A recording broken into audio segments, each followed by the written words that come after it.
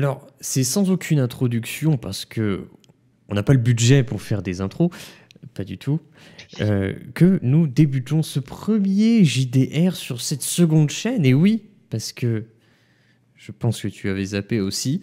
C'est vrai que c'est le premier JDR qu'on postera. Ouais, mais le fait est que celui qu'on va filmer dès à présent, c'est le premier que l'on va poser sur... Ça m'était pas sorti de la tête. Sur donc la chaîne secondaire qui sera dédiée aux jeux de rôle et ainsi qu'aux séries audio, parce que ça englobera tout. Mais bon, ça, je ferai une vidéo pour expliquer ça. On va pas s'attarder là-dessus. Alors, l'entre-trois, je garde ce nom. Moi, je l'aime bien. Il y en a qui aiment pas, il y en a qui aiment bien, il y en a qui sont mitigés. Moi, j'aime bien. Ce jeu de rôle, dans quel univers ça se passe? C'est dans un univers, l'entre-trois. Le truc, c'est que c'est un univers que je suis en train de créer. Donc, le jeu de rôle, pareil, c'est des règles qui me vont à moi. C'est pas des choses que j'ai pris dans d'autres JDR. Je sais pas, j'ai fait ça comme je l'ai senti. Il y aura des améliorations, il y aura des trucs qui changera au fil du temps. Mais voilà, donc c'est mon truc à moi. C'est le JDR expérience, expérimentation. Voilà, donc c'est un univers fantasy moyenâgeux. Voilà, pour qu'on sache, que ce soit clair tout de suite. Et pour débuter, en fait, je vais passer les joueurs un par un. Donc il y a Jay qui incarnera Lucius. Il y aura Oblong qui incarnera Michel, et on rigole pas, parce que je suis très fan. Il y aura Castafel qui incarnera Jace. Et il y aura l'acide, mais plus tard, quand on l'aura chopé avec un grappin, il sera là, vous inquiétez pas. Quand on l'aura grave en mode Blitzcrank. Et donc là, on va juste faire une phase d'introduction, joueur après joueur, les uns après les autres. Ils ont déjà fait quelques lancers de dés, mais je ne l'ai pas filmé parce que c'était pas du tout intéressant. Ça a pris en plus du temps, pour rien, pour des choses qui se dévoileront au fil du temps. Parfois, il y aura des lancers de dés, vous ne saurez pas pourquoi, mais je vous explique. Enfin, vous comprendrez. Pareil pour les joueurs, on comprendra au fil du temps. Et donc, on va débuter avec Jay, son personnage Lucius. Tout ce que tu vois, tout ce que tu ressens, c'est l'obscurité, le silence, le vide et le froid. Voilà les éléments qui t'entourent. Tu as cette impression d'être en chute libre. Tu tombes, tu tombes, tu tombes, tu tombes, tu tombes. Et là, plus rien. Tu ne chutes plus. Tu es allongé au sol, nu comme un verre. Tu sens de la paille au niveau de ton dos. Tes sens commencent à revenir. Tu recommences à ouïr. Tu entends le vent qui caresse la nature. Que fais-tu? J'ouvre les yeux lentement. Tu ouvres les yeux et tu es au milieu d'un champ de blé. Le ciel est bleu, le soleil tape sur ta peau, ce qui te réchauffe, parce que jusqu'à présent tu avais froid. Donc tu es là, tu ne comprends pas. Je me rappelle pas comment je suis arrivé là. Tu ne sais pas. Voilà. Tu es actuellement un enfant, pour contextualiser la situation. Soudain, sur le côté, tu entends du bruit. Un bruit qui approche, qui approche, qui approche, qui approche, encore plus proche. Le blé s'écarte et laisse apparaître une personne. Donc, ce que tu vois, c'est une personne qui porte une cotte de maille avec un tissu dessus ornant un certain symbole. Une personne adulte, c'est un homme qui semble être un peu âgé. C'est pas un grand-père, c'est juste un adulte, tout simplement. Oui, genre 40 ans, quoi. Voilà. Et donc là, il te voit. Mais gamin, mais qu'est-ce que tu fais là? Qu'est-ce qui se passe? Ça va? Je le regarde, l'air un peu confus, en me relevant. le vent sur mes deux jambes parce que j'imagine que j'étais assis. Ah, tiens, mets cette cape sur toi. Tu vas choper la mort comme ça. Où sont tes parents? Qu'est-ce que tu fais là? Je ne sais pas. Je ne sais même pas où je suis. Je regarde autour de moi en fait pour voir un petit peu les alentours. Ah, encore un. Bon. Les gars, venez là. Venez là. Là, tu vois deux autres personnes arrivant, habillées à peu près de la même manière. Et donc l'homme continue de parler. Bon, vous me prenez ce gamin. Vous me l'amenez comme à l'habituel. Bon, j'en ai marre, voilà. Hein, vous en occupez. Voilà. Qu'est-ce qui se passe? T'inquiète pas, gamin, on s'occupe de toi à présent. On va t'amener dans un lieu sûr. L'homme part. Tu le vois s'éloigner, repartir à travers les blés. Il reste donc les deux autres personnes qui restent avec toi. Et il y en a un qui t'adresse la parole, qui parle d'un ton beaucoup plus posé, qui te met un peu plus en confiance. Allez, viens avec nous, petit. T'inquiète pas, on va t'amener à la caserne directement. On a un orphelinat et les personnes s'occuperont de toi là-bas. Je suppose que tu ne te souviens de rien? Absolument de rien. Je me souviens juste d'une chute dans l'obscurité et de me réveiller ici. Je ne comprends pas. Qu'est-ce qui m'arrive? Où suis-je? Alors, juste pour info, tu sais, t'es vraiment un enfant actuellement, tu sais, d'environ 5 ans. Enfin, on pense, on sait pas quel âge t'as. Oui. Voilà, donc, t'es déboussolé, effectivement, comme tu viens de le dire. Ouais. Pendant que tu parles, en fait, les soldats t'ont pris la main et vous commencez à traverser les champs de blé. Tout simplement, vous traversez, vous avancez, vous croisez d'ailleurs des personnes qui sont en train de bêcher, qui sont en train de mettre des coups de faux dans le blé, enfin, ils sont en train de travailler. Et les gens, quand tu passes, ils te regardent de travers.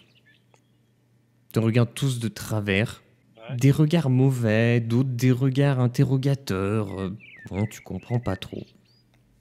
Vous progressez, et donc voilà, tu étais en train de leur communiquer pendant que tout ça se passe. Hein. Tu es en train de leur dire que voilà, tu ne comprends pas ce qui se passe. Ouais. Les gardes continuent de te rassurer, et donc vous continuez à marcher comme ça. Je leur explique un peu mon ressenti hein, de manière très naïve, on va dire, parce que je suis un enfant. Quoi. Voilà. Je dis la vérité aux adultes. Quoi. Donc du coup, en traversant ces champs de blé, ça ne dure qu'un temps. Puisque la topographie autour de vous se met à changer. Alors là, j'ai pas d'image. Hein. Oui, j'imagine. Décris-moi. Question, avant qu'on continue, parce que c'est quelque chose qui me triturait. Est-ce que j'ai pu discerner un peu une espèce d'animosité chez le premier type, justement, qui m'avait parlé? Parce que tu as dit qu'il y a des gens qui me regardaient d'un regard mauvais. Mais tu les vois en fait sur leur visage, ils ont vraiment une expression de. Ouais. Tu sais, ils sont là. Non, mais moi je voulais dire, tu sais, le premier type, apparemment le chef des deux gars qui sont en train de m'accompagner, est-ce que lui aussi je voyais une espèce d'animosité? Parce que j'ai bien compris qu'il était ennuyé, que ça le faisait chier. Tu sais pas. Honnêtement, tu n'en sais rien. T'es trop. Tu sais, tu viens de débarquer, tu viens de reprendre tes sens. C'est déjà très bien que tu aies réussi à communiquer, mais tu n'as pas d'analyse. Voilà. Okay. Donc, vous approchez, tu aperçois au loin ce qui coupe court à toute communication. Tu aperçois au loin et tu commences à entendre petit à petit des bruits d'activité. Tu t'approches et puis tu aperçois au loin une grande palissade en bois. Vous progressez, vous avancez, vous passez le seuil d'une grande porte en bois. Et là, vous atterrissez, non pas sur un chemin de terre, mais une route pavée. Tu vois que les pavés sont placés de manière absolument pas harmonieuse. Hein. C'est du travail de seconde main, mais ça reste une route pavée. Je vois une route pavée romaine, genre avec les deux sillons où tu as les roues des chariots, tu sais, qui ont tracé deux sillons dedans. Quoi, voilà. Non, c'est le truc, c'est mi-terre, mi-pavé, tu vois. Ah ouais, ouais, c'est même pas. Ouais, C'est pas entièrement pavé, tu vois. Tu vois ce que je veux dire? ouais, c'est une route pavée, mais route pavée dégueulasse, quoi. Voilà, c'est route Pas, pavée dégueulasse, on va regarder ça. ok. Donc tu progresses et là tu vois, il y a de plus en plus d'activités, vous continuez de progresser, vous passez une deuxième palissade avec une grande porte en bois. Et là tu atterris cette fois-ci dans une grande allée où les pavés sont plus complets, déjà, parce que tu remarques ça, puisque tu regardes au sol, parce que je te rappelle que t'es pieds nus pour le moment, donc c'est pas très agréable. Et ça devient plus agréable de Oui, marcher sur des pavés. j'essaye de. J'essaye, ouais, de pas de tordre une guibole en prenant le pied dans un pavé, quoi. Et donc, à présent, tu vois à ta gauche des bâtiments très propres, très jolis, avec des toits de couleurs, tu vois. Tu vois des jolis bâtiments. Et à ta droite, tu vois des bâtiments peut-être plus grands, où il y a plus d'activités, tu vois plein de gens, tu vois des établis avec tout un tas d'objets dessus. Et donc vous montez, c'est allé, vous montez, et vous arrivez au centre. Tu vois au centre un grand bassin d'eau, un très grand bassin d'eau, comme tu sais, une sorte de fontaine, sauf qu'il n'y a pas de fontaine, c'est juste un grand bassin d'eau. Sur cette place, il y a donc 4 embranchements, là d'où vous venez, une route à gauche, une route à droite et une autre route en face. Ouais, c'est genre. C'est une place centrale, quoi, genre.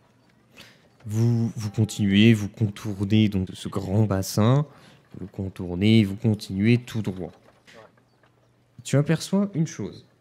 Tu vois qu'il y a beaucoup d'activités à côté, adjacent au bassin. Ils sont en train d'installer quelque chose. Ils sont en train d'installer, tu sais pas ce qui va se passer. Il y a une structure en bois qui commence à prendre forme.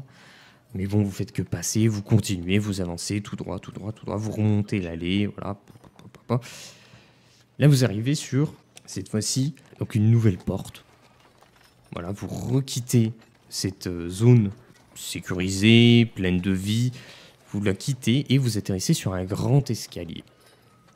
Grand escalier en bois un petit peu bancal, on va dire. Voilà, les marches ne sont pas vraiment symétriques. C'est très usagé. Vous montez, Ok. vous montez les marches, voilà, bon, on avance le temps, vous montez. Vous arrivez en haut, et tout en haut, ce que tu trouves en face de toi est un immense bâtiment. Tous les bâtiments que tu as vus jusqu'à présent n'étaient pas aussi grands. Là, c'est vraiment un grand bâtiment. Très carré, très propre. Autour de toi, tu vois des terrains plats, propres, nickel. Tu vois plusieurs personnes habillées comme ceux qui sont en train de t'escorter. Tu n'as pas le temps d'analyser. Il te tire par la main, il continue. Vous passez la porte, une double porte à l'entrée. En passant le palier de la porte, tu atterris dans une grande pièce qui prend le premier étage, mais qui continue aussi en hauteur sur le premier étage. Tu vois qu'en fait, il y a 2 gros escaliers de chaque côté qui montent, et tu as une sorte de balcon intérieur, je sais pas comment appeler ça, qui fait tout le tour au-dessus de vous. Balcon. Un balcon, voilà, c'est un balcon, mais intérieur, quoi. Oui. Donc tu vois beaucoup Ça se dit, hein, d'activités. ça se dit. Tu vois beaucoup d'activités en face de toi. Il y a des gens qui bouquinent, il y a des gens qui regardent leurs armes, tu sais pas trop ce qu'ils font. Oui, Il y a, c'est voilà, il y une a grande pièce commune, quoi. une grande pièce, voilà. Le garde qui est avec toi, il continue de te tirer par la main. Allez, viens avec moi, gamin, t'inquiète pas. On est arrivé. Ça va être ta nouvelle maison. On va te poser juste ici, t'inquiète pas. Il y a beaucoup d'autres enfants comme toi, tu sais. Tu ne seras pas le seul. Je suis sûr que tu vas te faire très rapidement beaucoup d'amis. Il te On est traîne où? avec lui. C'est quoi le nom de cet endroit? T'inquiète pas, on est à la caserne ici. Il n'y a pas le moindre danger. Il y avait des dangers, effectivement, là où tu étais. Là, l'autre garde l'arrête. Chut! Arrête, tu vas pas commencer à l'inquiéter. Ah oui, pardon. Non, t'inquiète pas. Là, t'es carrément avec nous, mon petit. Il n'y a aucun danger. Et il veut pas répondre à tes questions, t'as l'impression. Il te dit qu'il voilà, y a plus de danger, il insiste là-dessus. En fait, Voilà, tu sais, je lui dis d'accord, mais tu sais, vraiment sur un ton. Ouais, tu sais que je me dis, ok, d'accord, qu'est-ce qui se passe? C'est quoi ce bordel? et donc il te traîne sur la droite. Tu ne prends pas les escaliers, puisque sur la droite, il y a une porte. Ils ouvrent cette porte, après avoir gentiment toqué. Ouais, toqué. Ils entrent. Là, vous passez la porte, tu passes le palier après le premier garde qui te tient par la main depuis tout à l'heure, et tu aperçois donc tout un tas de chaises et de bureaux en bois. Tu vois tout au fond un grand mur tout noir avec des inscriptions blancs. Bon, ok. Et une vieille dame derrière un bureau plus imposant que les autres. Il y a aussi autour de toi d'autres enfants. Les gardes te lâchent la main. Ils s'accroupissent un peu, ils te regardent. Bon allez, je te laisse avec Dame Teresa là-bas. Je te laisse aller la voir et elle s'occupera de toi. T'inquiète pas. Allez bonhomme. Et sans plus attendre, il se fait tirer par son collègue et ils partent.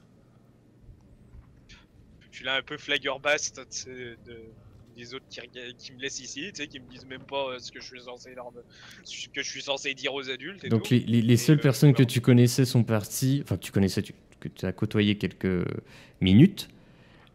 Et là tu te retrouves donc dans une pièce avec des enfants qui te regardent et une vieille dame au fond. Bonjour. Voilà. Et donc ça s'arrête là pour l'introduction de Lucius. Tu commenceras avec un bonjour. Hello. Hello. Hello.